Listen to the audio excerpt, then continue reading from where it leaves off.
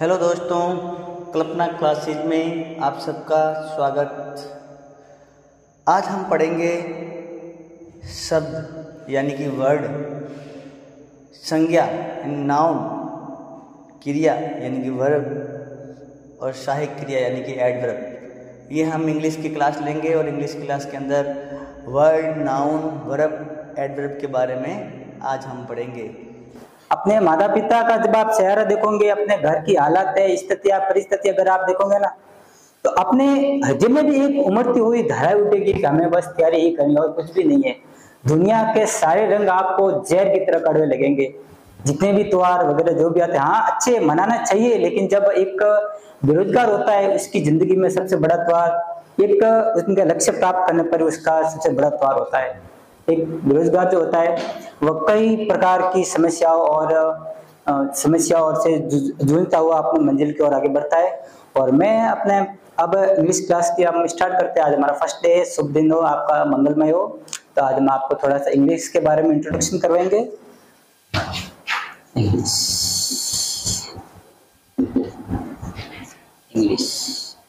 English एक language है, ये एक प्रकार की इंटरनेशनल लैंग्वेज है। हम इसे नहीं कह सकते किसी एक देश की भाषा है, ये पूरे इंटरनेशनल लैंग्वेज है। और इस लैंग्वेज के अंदर ये हर देश के अंदर अप्लाई होती है, ठीक है ना। तो इंग्लिश जो हमारे जो होती है, तो इसके दो फॉर्म्स होते हैं। एक तो फॉर्म्स होता है अपना रिटन का होता है, और दूसरा होता है अपना स्पोकन होता है। तो अपन केवल कंपटीशन एग्जाम के लेवल पर बेस्ट तैयारी करेंगे, तो अपन रिटर्न तैयारी वगैरह वो करवाएंगे। सबसे पहले हम बताएंगे लैंग्वेज क्या है।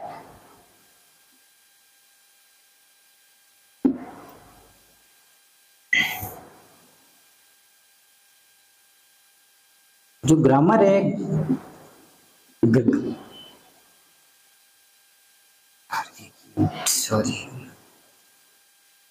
लैंग्वेज की अगर अपन बोलेंगे सोल, तो ये ग्रामर है। अगर अपने को कोई भी भाषा सीखनी है, तो भाषा सीखने के दो ही सबसे बढ़िया तरीके हैं। एक तो फर्स्ट स्टेप तो है अपने उसी वातावरण के अंदर अपने स्वयं को डालना पड़ेगा, तभी आप कोई भी चीज सीखते हो। दूसरा बात है, हम सीखने का तरीका है वो हमारा ग्रामर है। तो हम ग्रामर के बेस पर अपनी जो लैंग्वेज है वो अपन चीज सीख सकते हैं।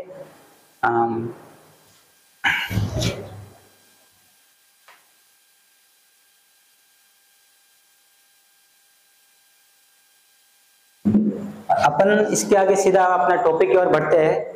इंग्लिश ग्रामर के parts of speech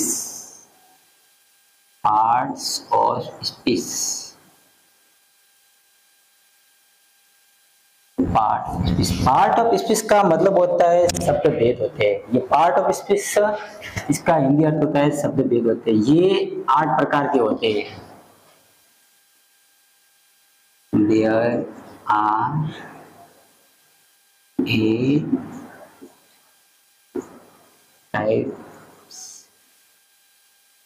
part of speech.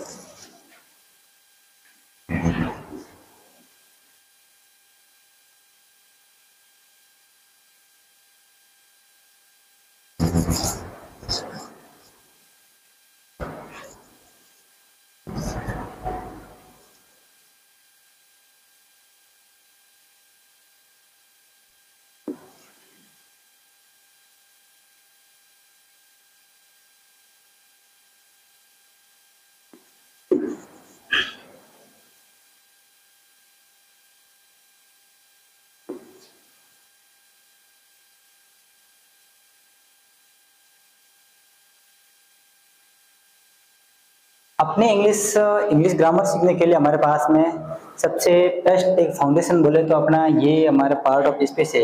ये हमारा स्टेप जब हमारा पूरा होगा, तो आगे हम अपनी ग्रामर के स्तर पर होंगे। तो सबसे पहले हमारा है नाउन है। तो सबसे पहले हम समझेंगे नाउन का हिंदी में अर्थ होता है संज्ञा। हम संज्ञा के हर एक शब्द का मर्म निकालेंगे। संज्ञा शब्द का सबसे पहले एक गहनता से अगर देखा जाए, तो संज्ञा शब्द का अर्थ होता है सम्यक धनज्ञ, जिसका अर्थ होता है पूरा ज्ञान, किसी भी शब्द का पूरा ज्ञान, जिसको हम कहते हैं सम्यक कहते सकते हैं, और जिसका शॉर्टकट के अंदर नाम है संज्ञा कहते हैं। संज्ञा क्या होगी? किसी के भी नाम को अपन संज्ञा कहेंगे। किसी के भी नाम को, जो संसार में जितने भी नाम है वो सारी की सारी नाउन होगी। अब हम ये जान चुके हैं कि नाउन को हिंदी के अंदर क्या कहते हैं? संज्ञा कहते हैं। सॉरी, हाँ, नाउन को हिंदी में संज्ञा कहते हैं। तो अब हम इंग्लिश पढ़ रहे हैं तो अपन बार बार ये संज्ञा नहीं कहेंगे, डायरेक्ट अपना नेम कहेंगे, नाउन कहेंगे। तो नाउन क्या है? किसी के भी नेम को अपन नाउन कहेंगे। जब सबसे पहले जैसे मेरे पास मार्कर है तो ये अपना नाउन है, ब्लैक बोर्ड है नाउन है, ये ऐसी है नाउन है, फैन है नाउन है, आपका नाम ये भी नाउन है, स्टूल नाउन है, बोतल नाउन है, आपके हर चीज जो अपन बैठे हैं वो नाउन है, पंखा भी नाउन है, अपन जहाँ जिस स्थान पर बैठे हुए क्लास वो भी हमारा नाउन है, स्टूल बैठे कुर्सी पर है। तो कहने का मतलब मेरा ये हुआ कि किसी के भी नाम को हम संज्ञा कह सकते हैं।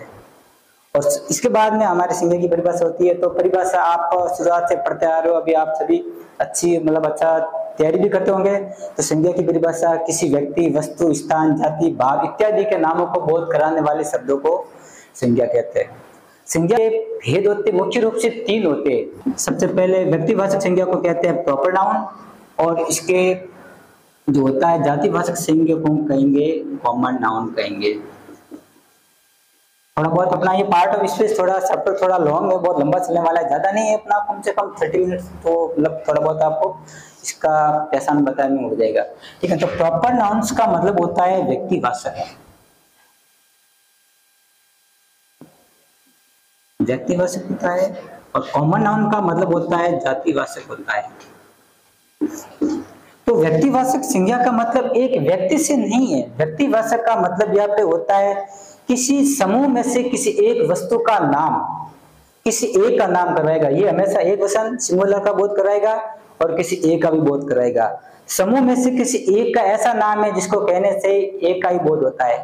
जैसे मैंने बोल दिया, अगर आपको जैसे मैंने बोल दिया जैसे लड़के, अब लड़के कहने से सुन, मैंने बोल दिया बॉयज, बोला कंट्री मैंने लिखा है, कंट्री यानी देश। अब कंट्री कहने से सारे वर्ल्ड के जितने भी कंट्री है वो सारे आ जाते हैं। अगर मैं किसी एक देश का नाम बोलूं, एक कंट्री का नाम बोलूं, तो वो हमारा हो जाएगा प्रॉपर नाउन हो जाएगा। जैसे मैंने बोला इंडिया।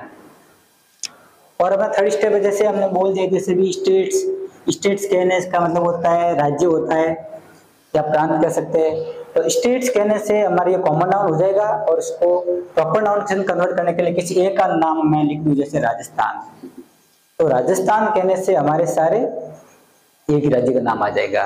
तो ये हमारी व्यक्तिवाचक और जातिवाचक की परिभाषा है। और इंग्लिश ग्रामर के अंदर अपन आगे जो भी टॉपिक लेंगे उस टॉपिक के अंदर पार्ट ऑफ स्पीच में से वही पार्ट लेंगे जो आगे अपन सीधा एक अच्छे लेवल की ओर जाएंगे, वो है हमारा टेंस। हम टेंस के स्तर पर जाएंगे तो ये हमारे सारे इसमें से जो जरूरत के अनुसार आगे आगे हम रहते रहेंगे।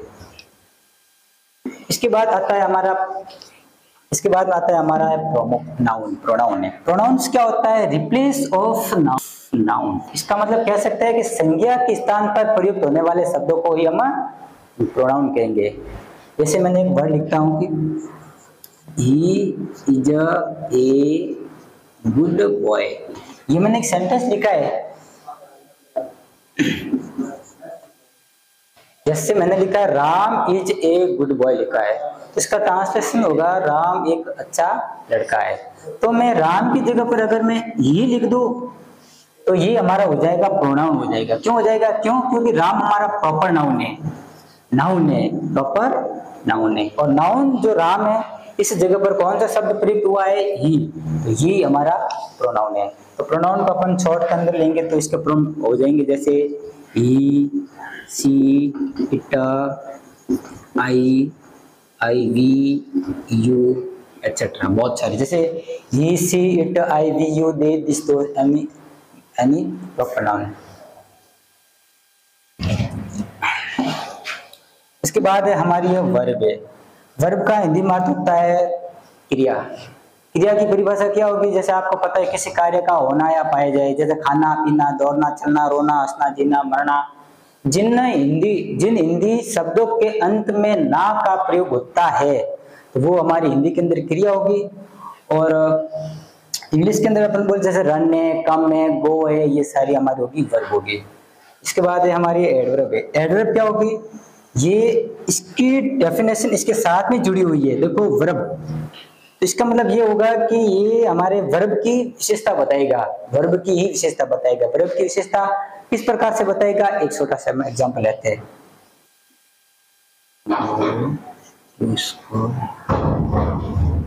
दिल्ली, मैंने एक सेंटेंस लिखा है, राम गोज टू स्कूल। एक सेंटेंस लिखा है, आपको इसके ट्रांसलेशन की ओर नहीं जाना, केवल आपको समझना है, क्योंकि अगर आप ट्रांसलेशन के अंदर अगर आप चले जाओगे तो ज्यादा कंफ्यूजन आप हो सकते हैं, ठीक है ना। तो इसमें राम स्कूल जाता है, तो ये डेली जो वर्ड आया है ये हमारा एडवर्ब होगा, ये हमारा एडवर्ब होगा। ये आगे हम पढ़ेंगे टेंस में, तो ये टेंस की पहचान बताएगी, कौन से टेंस का ये सेंटेंस है। इसके बाद में है एडजेक्टिव। एडजेक्टिव क्या होगा?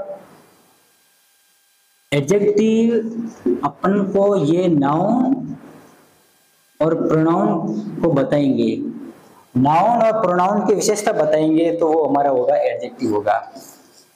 यानी संज्ञा और सर्वनाम के बारे में जो भी कहे, अच्छा कहे, बुरा कहे, जैसा भी कहेंगे, तो वो हमारा होगा एडजेक्टिव होगा। इसके बाद हमारा प्रीपोजिशन है। प्रीपोजिशन ये हमारे अवस्था को दिखाएगा, जैसे इन है, एट है, बिटवीन है, अमोंग है, ये सारे के सारे हमारा होगा प्रीपोजिशन। इसके बाद हमारा आता है कंजक्शन।